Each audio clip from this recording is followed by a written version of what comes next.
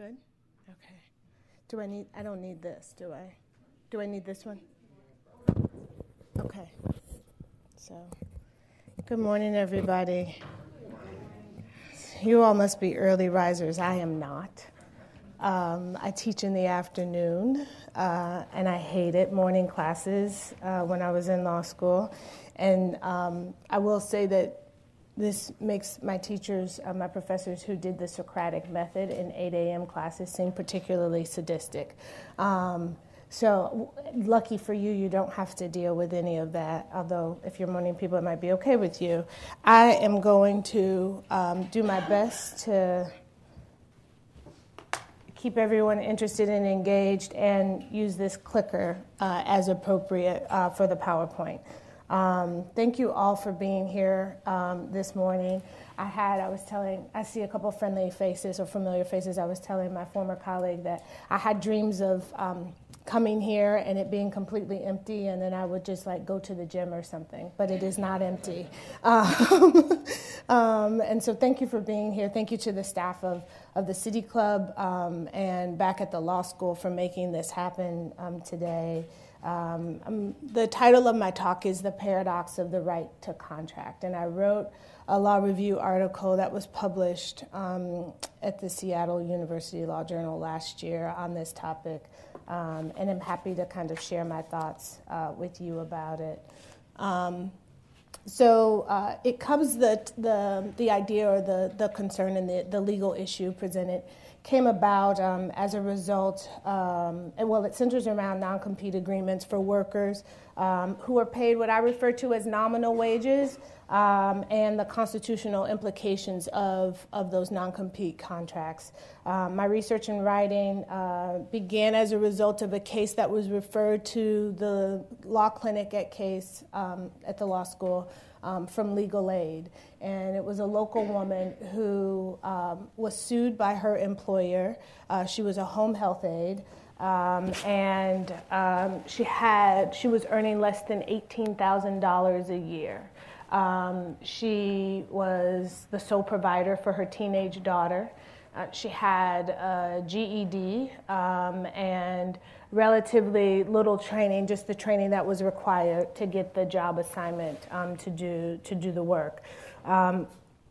At one point during her employment, she broke her foot outside of work and unrelated to anything with work, but had a boot on and reported to work and was told that she could not go to the patient's homes with her boot on, and she would have to not be at work until her foot healed.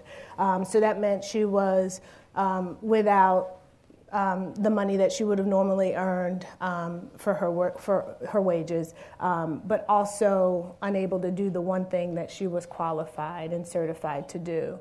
When her foot healed, she stayed home, and when her foot healed, she contacted her employer and said she was ready to go back to work, only to be told that because it had been a few months, she would have to reapply and then wait for reassignment. So that's additional time where she was ready to work and unable to work. And they told her that that would take several weeks. And so a competing agency, another agency, had an opening and was able to give her an assignment right away.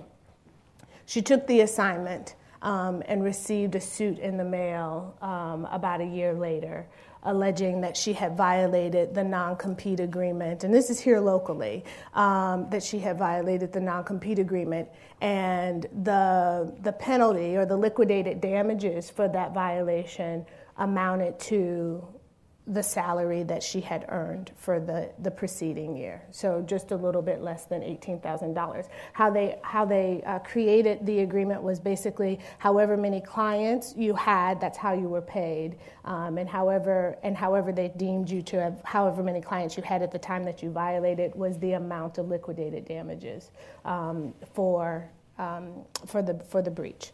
And so there were other employees of this agency that had been sued here locally. And when I went on the docket, I saw the plaintiff with numerous defendants.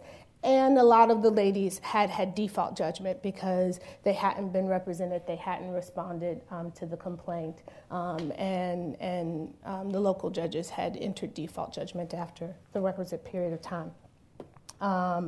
And so, obviously, thinking about how to defend our client and the issues related to fairness, justice, and equity, I started to wonder how could it be possible that your liquidated damages would amount to be your entire salary.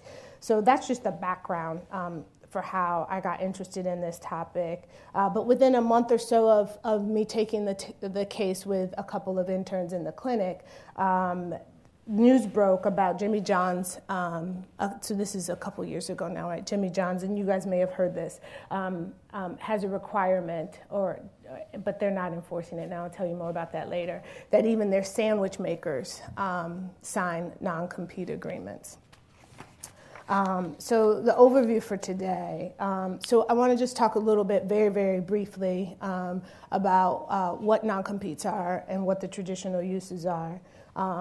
The contemporary uses of non-competes for the low-wage earner, and where that intersects with the 13th Amendment and non-competes. What's the dual purpose, as I view the 13th Amendment, gleaning the legislative history and debates from the Reconstruction Congress, the issues presented by wage contracts during Reconstruction, the subsequent legislation that was enacted to give teeth to the 13th Amendment, such as the Peonage Abolition Act of 1867, and then the judicial interpretation of both the amendment and that act. And then, because we're supposed to, we'll talk a little bit about proposed solutions.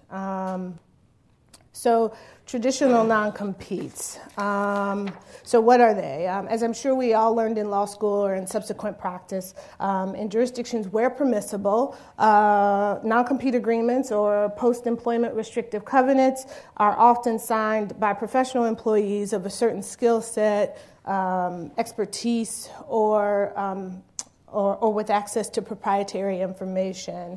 And those agreements restrict those professionals from working for a competitor within a certain geographical location for a specified period of time.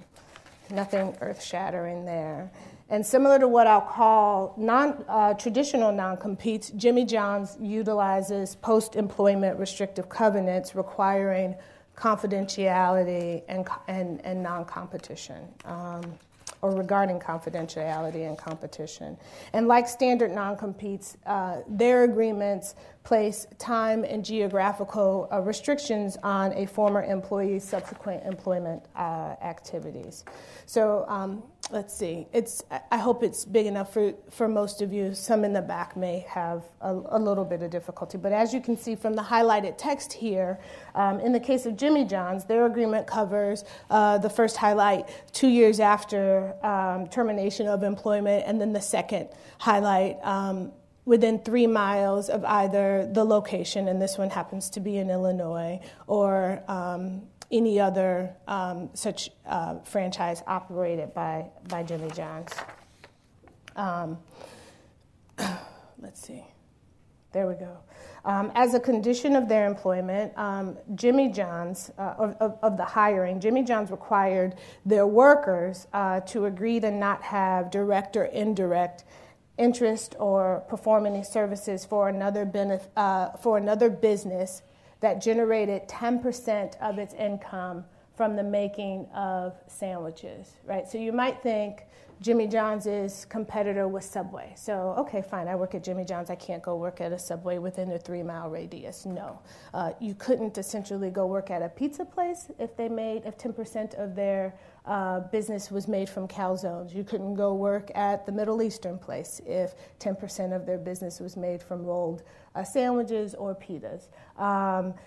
You couldn't go work if there was a deli, right? So maybe you couldn't work at Slyman's because because obviously more than 10% of their business is made for sandwiches, but deli-style sandwiches. And so in essence, that means that the worker making the sandwiches behind the counter can't work at, own, consult, or invest, if they were so fortunate to be able to, in virtually any other employer in the service-related industry in that area.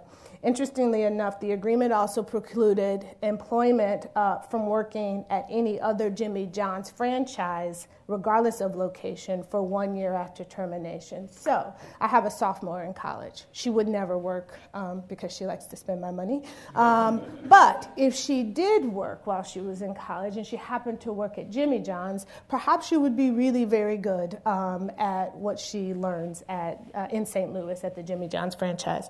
If I were so lucky that she would want to come home and spend time with me after college, she would not be able and maybe she was going to be hired as a manager because now she has a college degree and she's going to come home to a different location. Seems like a benefit, right, to the business generally. Well, no, she could not come home and work at a Jimmy John's anywhere in the country for a year after she left college as a student employee.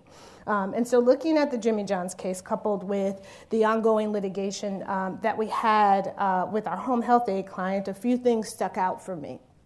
The first was that, like the journalists who were writing about Jimmy John's and other non-competes, it shocked me, the broad use of restricted covenants in this context really shocked me.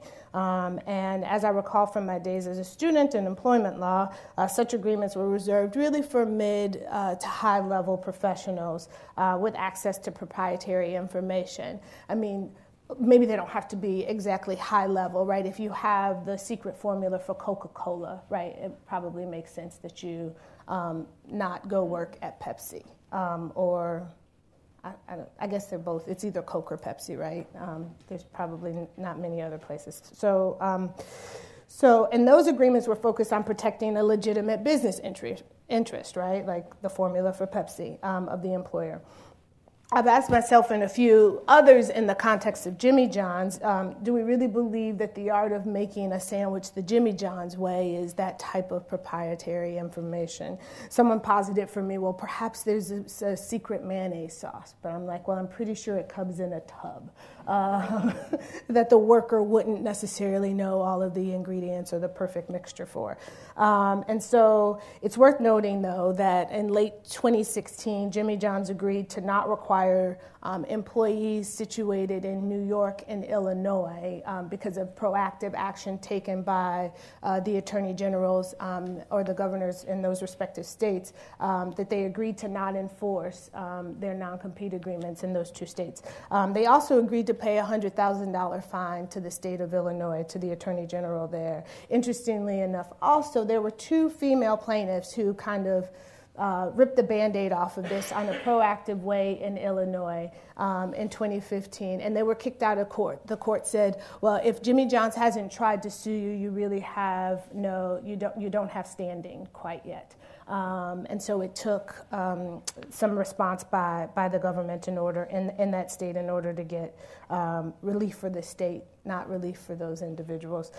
However, the company's agreements have not provided relief for other states. Specifically, I spoke with a student last year, an undergrad student on Case's campus who had just started working at Jimmy John's and who had, in fact, in her packet of material signed a non-compete agreement.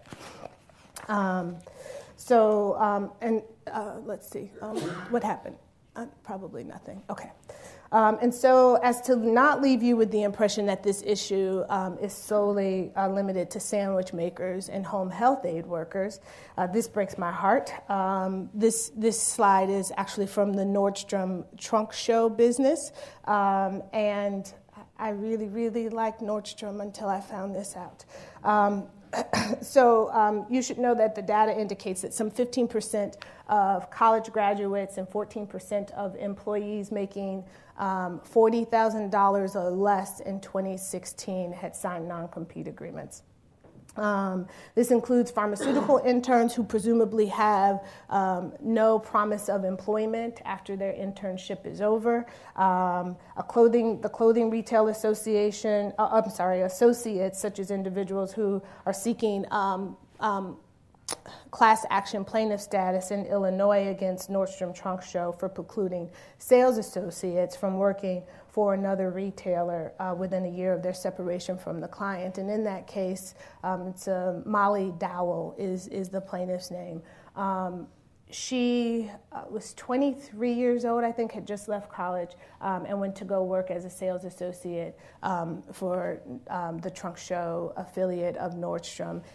Decided that maybe the business wasn't so strong and wanted to go work. And so for those of you who don't know, trunk shows are kind of like high-end. We'll do all the shopping for you. We'll send it to you. You wear it. You love it. Life is great. You probably pay a premium because nothing's ever on sale.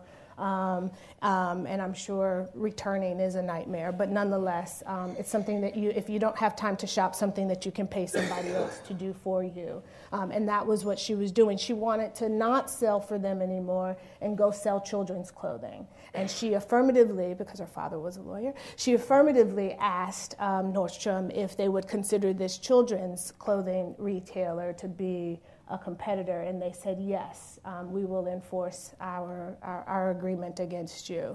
And so she sued, and then her father sought to find a class of similar situated individuals, and reportedly has to the tune of a couple hundred people. Interestingly enough, I say that all the time, I'm so sorry. Nordstrom Trunk Show has said that they would not enforce it against Molly, but they have not said anything about the other remaining hundreds of plaintiffs. Okay, so that's background kind of for the problem and the issue. And I want to now turn to the intersection of the Constitution, if you would allow me to. So beyond the reasonableness of the agreements in the employment law context, I believe there's also an overriding concern that the use of employment restrictive covenants in this way violates the constitutional rights conferred on each citizen under the 13th Amendment. Specifically, I wrote an article that makes the argument that contemporary use of non-compete agreements between employers and low-wage earners performing unskilled labor is a violation of the 13th Amendment. And before anyone considers having my temperature check, allow me just to tell you a little bit more about the basis of my argument.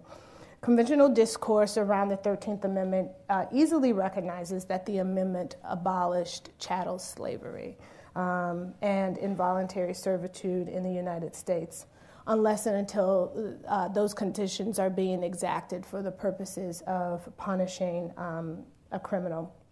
And so, indeed, the very short and simple text of the amendment makes it clear that there is an anti-slavery component of the amendment. But what is not revealed from the text is that there is a second thread or component to the amendment. And that second thread is the right to free and autonomous labor. It's an integral part of the labor standard that Congress was setting for our country through the passage of the 13th Amendment and subsequent legislation. Ultimately, during the mid to late 1800s, Congress was concerned that rectifying the power balance the power imbalance that existed between employers and laborers.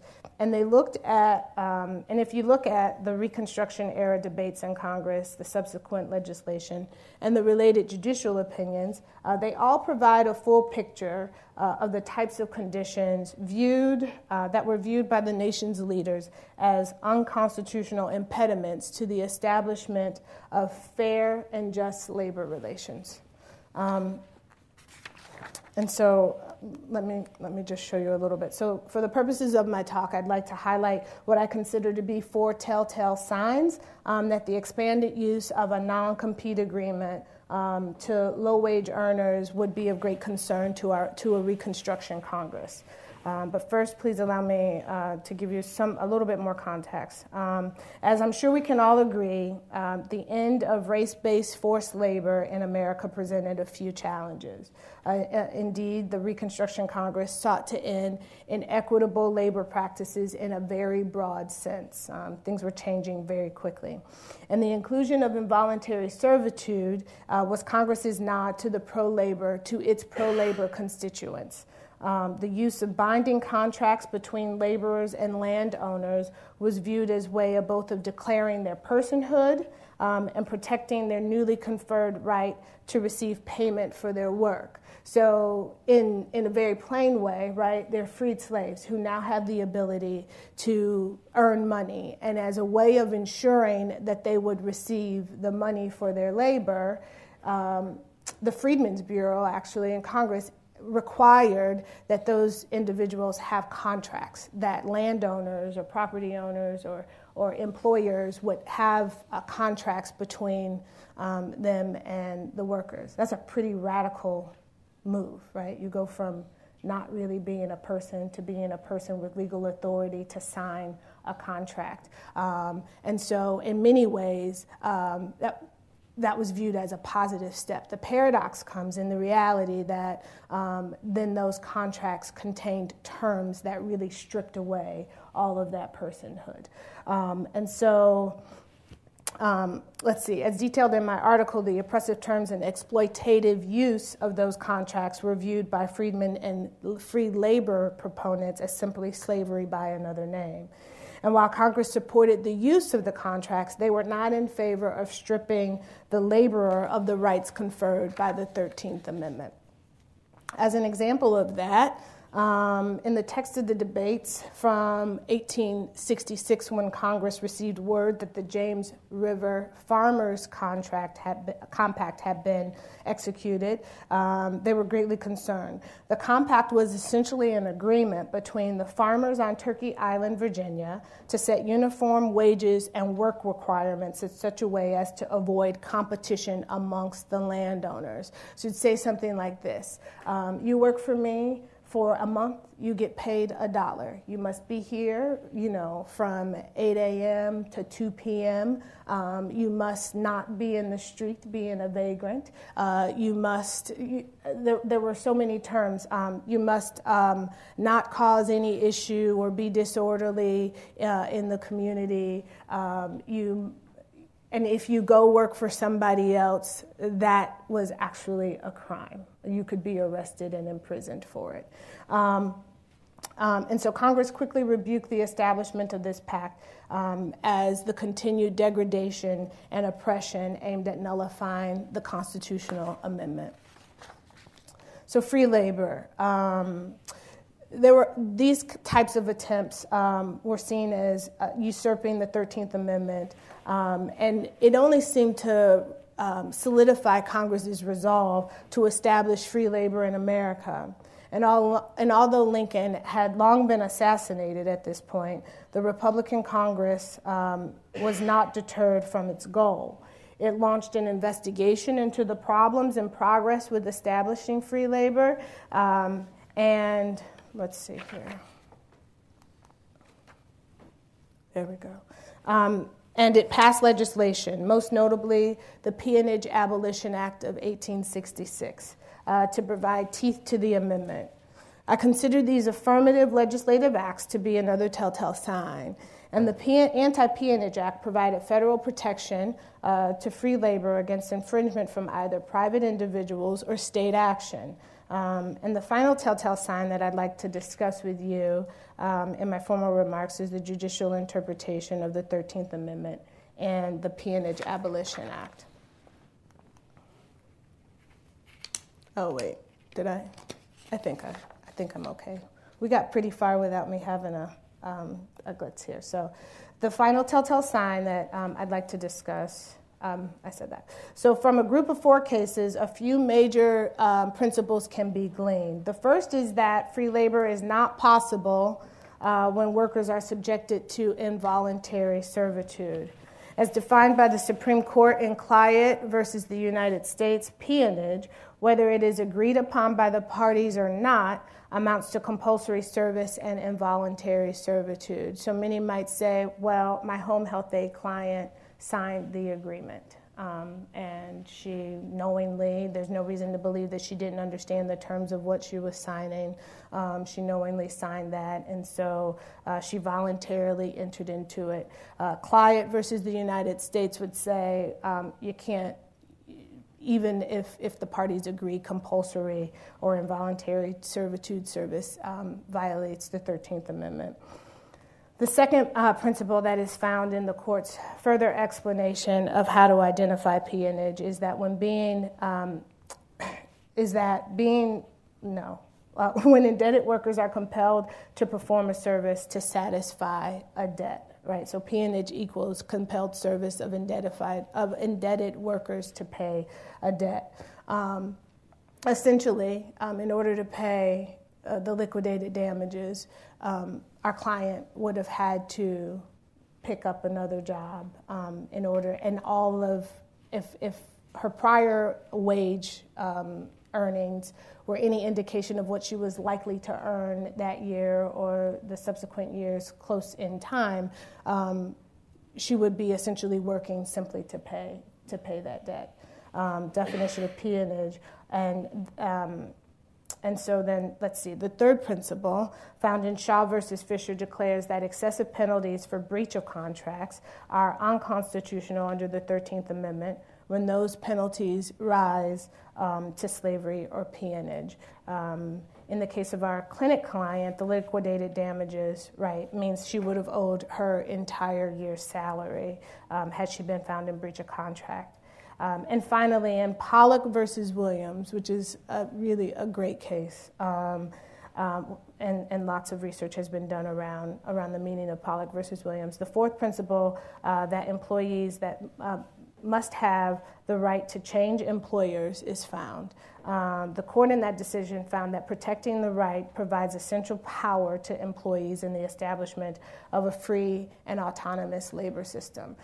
If I don't have the right to leave the law school, who would ever want to do that? But if I don't have the right to leave the law school and go to another law school, right, is it really a free and autonomous labor system?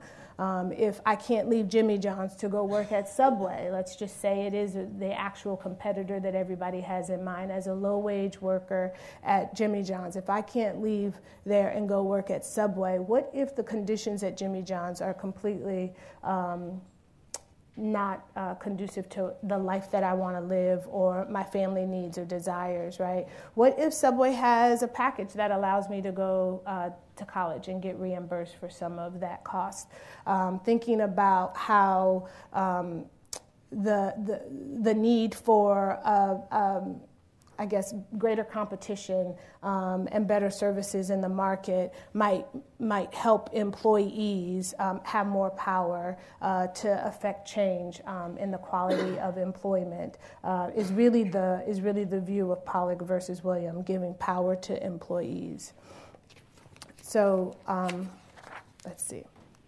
When we consider the realities of what it means for low-wage workers performing unskilled labor to defend against actions related to non-compete agreements, the consequences are really quite severe. Even the worker who decides to stay in a low-paying job out of fear and concern of great legal consequences, that legal coercion is tantamount to involuntary servitude and removes the obligation from employers to step up their game as it relates to wages, benefits, and working conditions they subject their employees to, their workers, their employees to. And in jurisdictions where non-compete agreements are favored, not only are these workers being locked into agreements with businesses for a lengthy period of time, they are being locked into them without the exchange of any real consideration. One of the issues, one of the reasons why the plaintiff in the Nordstrom trunk case was successful was because the circuit court in Cook County decided that she had not received any real consideration. She hadn't had a promise of employment in exchange for the 1-year severance restrictive covenant.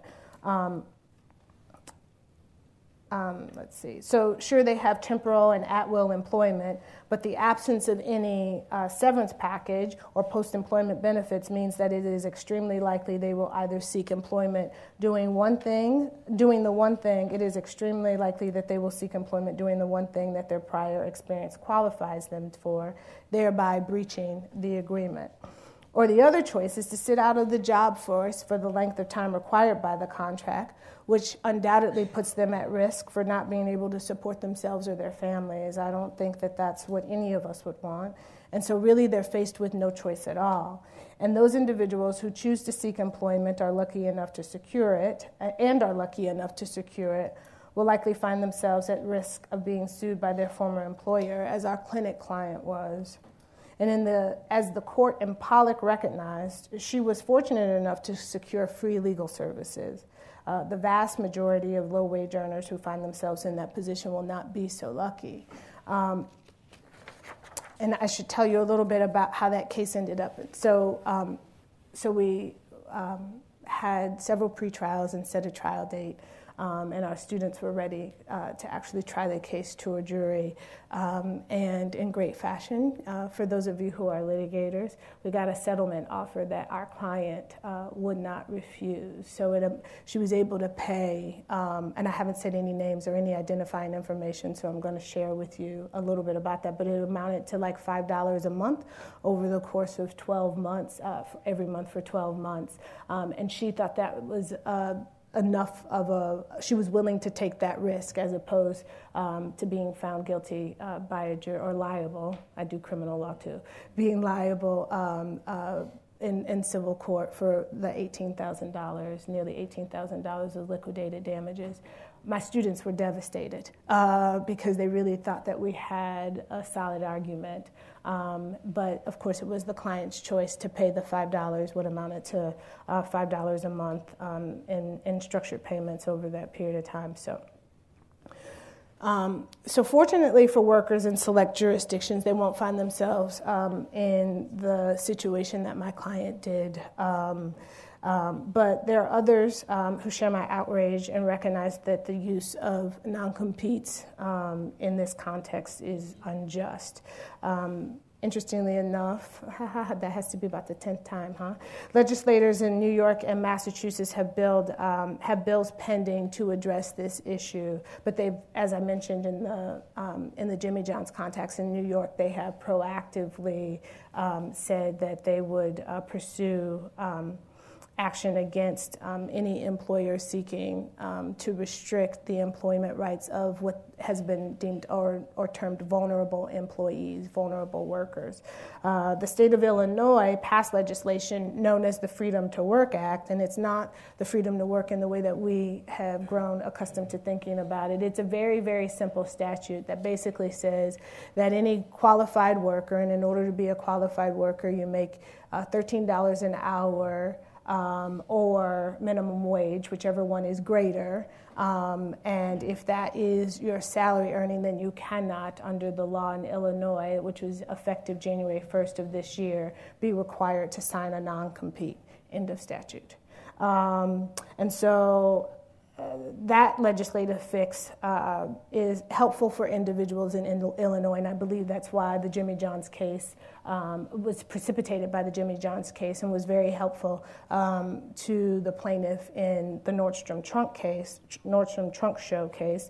But all of that was preceded in June of 2015 with the presentation of dual legislation in the House and the Senate regarding, in the Senate, what's called the Mobility Opportunity for Vulnerable Employees Act. That's sitting there. And what's in the House that is referred to as the Limiting the Ability to Demand Detrimental Employee Restrictions Act, also known as LADDER, the LADDER Act. But as I'm sure you all can imagine, as I said, they've been sitting there since 2015. They're not likely to go anywhere. And so in places like Ohio, where we don't have any pending legislation, and we have judges who are willing to enforce these sight unseen, there are workers who are being subjected to very onerous realities as it relates to non-compete agreements. I should say that none of the litigation or legislation, not even in my case, was the constitutional issue raised. Our case moved pretty rapidly, and my research takes a little bit longer than that. So proposed solutions, judicial relief. I presented this at a conference in Seattle and suggested that practitioners throughout the area think about raising the constitutional violation as a defense for clients who find themselves, for vulnerable employees that find themselves being asked to abide by these non-compete agreements. And it makes sense, I think, in some ways for us to think about a federal legislative act that gives additional teeth to the 13th Amendment in the same way that the Peonage Act did. And so that concludes, I think, my formal remarks. And I want to leave time for questions from the audience. It's a packed house, which means maybe you guys are interested or the free CLE was enticing. Either way, you can ask away. Yes? So what efforts have you made to try to get legislation introduced in Ohio? None. Not one, because I haven't done anything. But I think it's a wonderful idea. I certainly would be willing to support anyone who wants to engage in lobbying actions with research and supporting information, but I'm not aware of anybody who has. And now that you raise it, I might need to call my state rep, who's also a dear friend of mine. Yes? Is there a lot of case law that allows or enforces these types of non-comps, or is it more out of default judgments and lack of, to me it's more of a lack of resources issued from the defendant's side? Right. Right. Because these, I thought there was usually a pretty high bar for enforcing non-comps. So it depends on where you are, right? I mean, in states where non-comps are favored, it's not a high bar. In places where, yeah, I mean, so in the traditional way, in the traditional way that we think about it, right?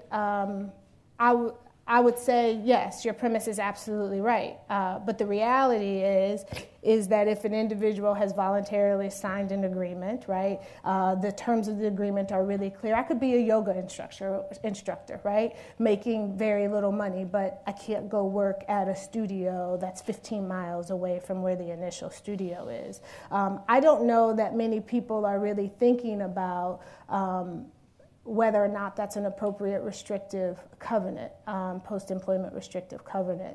And so it's one of those things, even when I talked about it with my colleagues at the law school, they're like, well, of course not, right? But the reality is that I'm seeing default judgments on dockets throughout the state, right, where folks don't have the resources or even maybe the guts, right, to say this isn't right, even if I have to say it by myself in court. Somebody needs to know that this will have a very detrimental impact on my family, my livelihood, or whatever, right?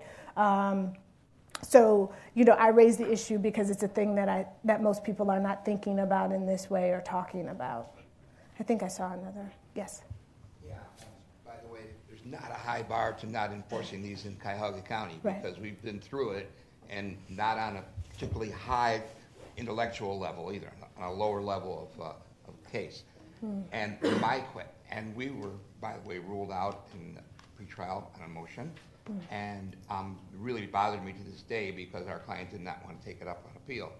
However, my question to you is, because I've been listening, is has the 13th Amendment ever been used successfully in a non-compete case? Not that I'm aware of. So I had So I've done, obviously, had some research done in preparation for writing the article, presented the article, as I said, to a group of law professors focused solely, whose work focused solely on the 13th Amendment, and everybody thought, oh my God, they hadn't considered it. So I'm fairly certain between my research and then connections with 13th Amendment scholars that it has not. It's an interesting concept, though. Yeah. Somebody's going to have to take it up. Yes. Thank you. Anne? In any of these contexts, are there any industries with low-wage workers but who are unionized? And are there any cases, where a union has taken on this low-wage non-compete enforcement? Yeah, so I think the answer is still no, but I know that the answer is still no. I'm contemplating, though, the insertion of the union in this, and whether or not those employees, whether it's just by the skin of their nose, right, might arise to the level of not being considered a low-wage earner. Right, so in the Illinois legislation, it's $13 an hour, and so those of you, you tell me if there are union workers that you think earn less than $13 an hour. But that actually was one of when I heard you talk about the legislation that depends on the hourly wage. To me, that's adverse. That's not, because those wages. They put many people still in the circumstance of not having a lot of alternatives, right, and just barely getting by. So from a policy argument, if I were crafting the ideal legislation, I certainly wouldn't base it on a relatively arbitrary amount of money. Yeah.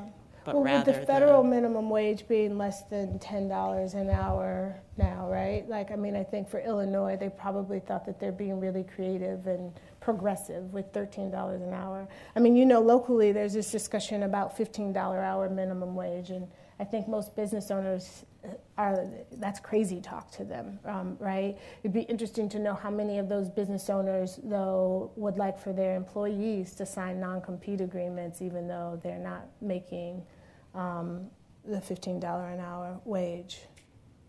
I saw another hand. Just sort of a follow up on what she's talking about. What other tests could there be? She made a good argument why money, hourly wage, but what other tests? Most people don't have bargaining power unless there's a union, or they're really high up, in which case you wouldn't care or wouldn't be arguing about it. So where do you find, how do you define, what are other ways to define it? Yeah, so I think that's a really good question. So part of the peonage piece, right, the Anti-Peonage Act is really the damages, right? So how severe are the damages? That could be another test. So maybe I make $50,000 a year, but if the liquidated damages are $50,000 or more, right, then essentially I think you have a peonage issue. And so a damages inquiry would likely be another test. That's the first one that comes to mind. Do you have other thoughts?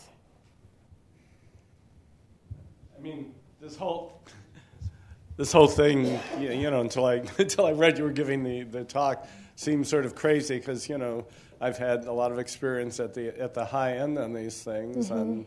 At one time on the corporate side, and now more on the executive side, and even there's a lot of give and take and a lot of talk and about what's fair. Yeah. And here there's no talk about fairness. They're just saying, if you want to work here, you got to sign this, and you're screwed. And I also think, as I'm thinking more about your question, what is a competitor? Right? In the Jimmy John's context, we're talking about where 10% of your revenue is a sandwich, and then a sandwich is anything that's like more than meat alone. so exactly what is a competitor in the Nordstrom Trunk Show instance, right? Anything that's clothing means that it's a competitor, even if it's specialty children's clothing. Seems a bit out of whack, and I'm sure what's a competitor is a question or an issue that's applicable to all non-competes, right? Regardless of the wage earning level. So I think between the damages and clearly setting reasonable and practical terms of what actually is a competitor might be a really good test too. I think I saw Ann. Well, I was thinking more of the incorporating what is the downside to the employer, how much confidential information is actually at risk, mm-hmm. how many competitors are there, what are the requirements they impose on their prospective employees. For a home health aide, it's probably not having a criminal record. And so how much of a pool of prospective employees do they have? How much harm are they experiencing if this person actually goes off and works for someone else? I mean, those are... Yeah. I suppose that's a good question would be, Jimmy John's and places like that, what do they give as their justification? Have they ever had to give a justification for having it? Yeah, so, in Illinois, this thing was litigated, the Jimmy John's was litigated to the point of summary judgment. And they didn't give any justification, and the court in that ruling came back with standing against the plaintiff as a reason to throw out the complaint. So they haven't been able in those jurisdictions to come up with any real suitable response or justification. I will say locally in the home health aide case, right, the concern, as I understand it from their counsel, really is about competition for customers or patients, right? And so if you are the home health aide who has been welcomed into somebody's home, you develop a relationship with them, and for whatever reason, that home health aide leaves your company in order to avoid, I think, being in competition for customers. They don't want that home health aide to have the freedom or the ability to go work at a competing agency.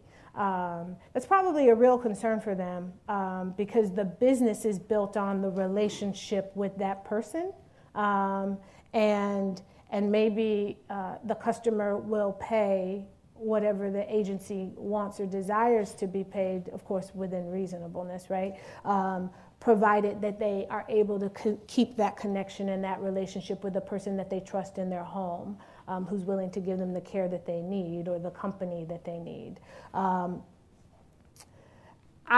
I suppose that it makes more sense to me, and this is just me, then that means you should be the company that your employee does not want to leave. That just means you up your game in a more reasonable and suitable fashion. Yeah.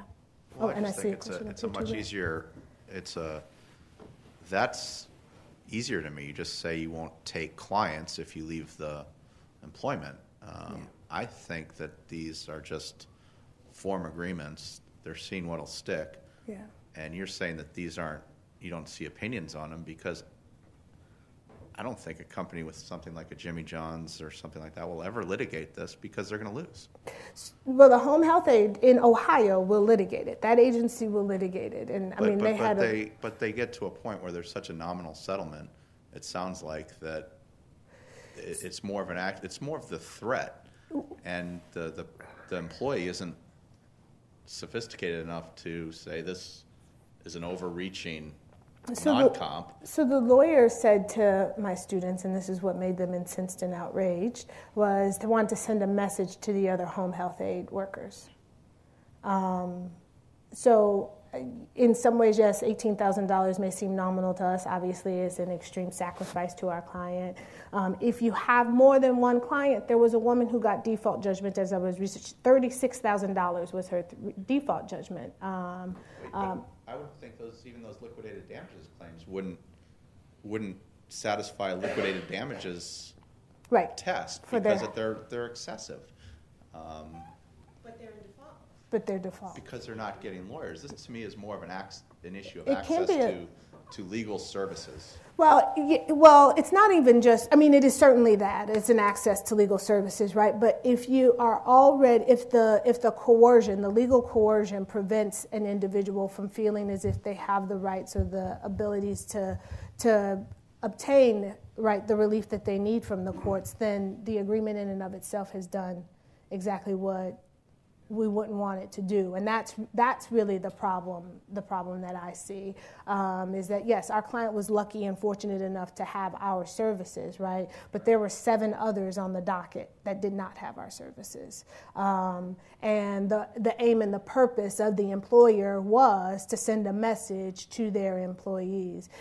Also, what if, I want to pose a different question. What if the customer or the patient actually did leave because they had a relationship with their worker, and it was more important for them to be serviced by that worker than it was to maintain right, the business with the initial agency?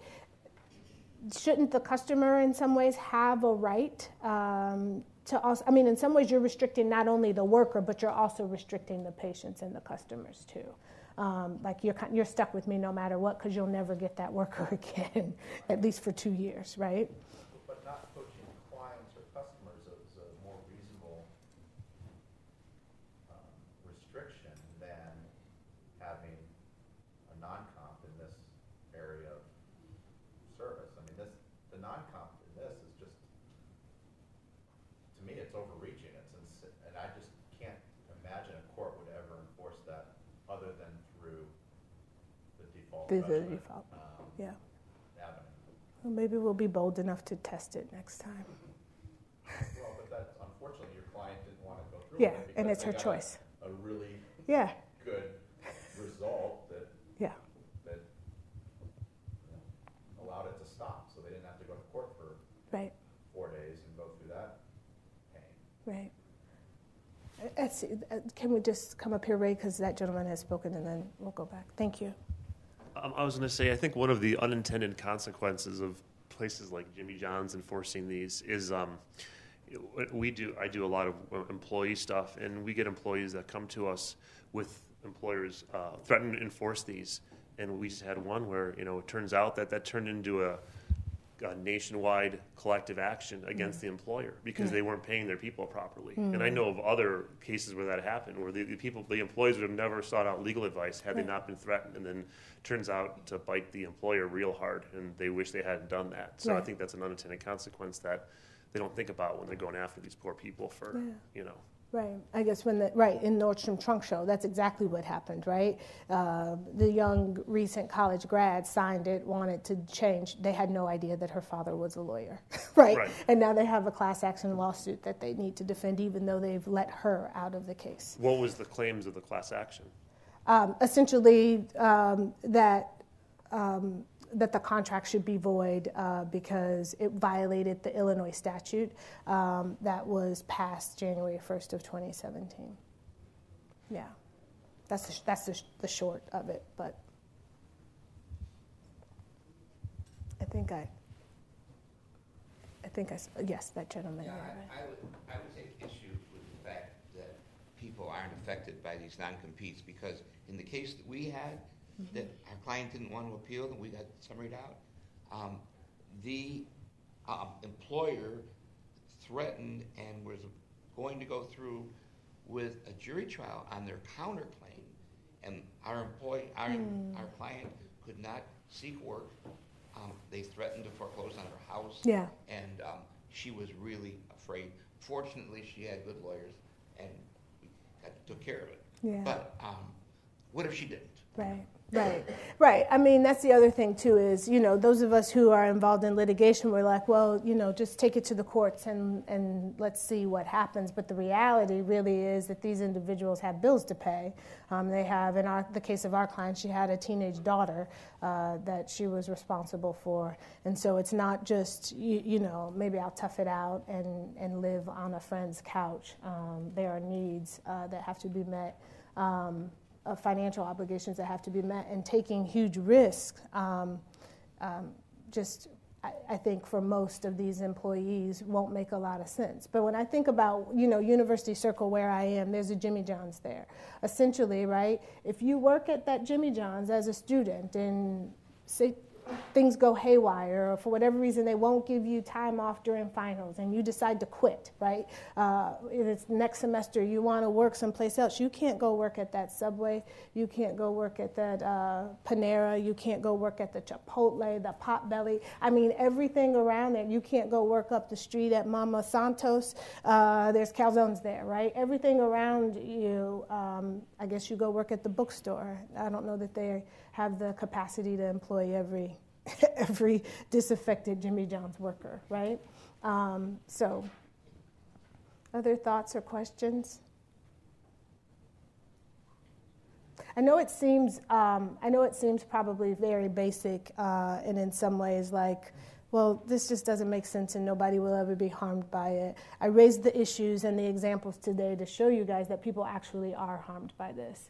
And that we should be thoughtful, not only in as lawyers, because I've been asked by small business owners to help them draft non-compete agreements, and now I just have my moral compass won't let me do that, right? I'm not saying that everybody should just say we're not drafting non-compete agreements, but let's be thoughtful about those agreements that we do help companies draft, and then also. To your point about legal services, right? I mean, our clinic can't do every case, although sometimes I'm crazy enough to try. And so, you know, legal aid is always looking for folks to refer cases out to. And so to the extent that you're a practitioner and you want to get involved, there's plenty of work here to do at home. So that's it.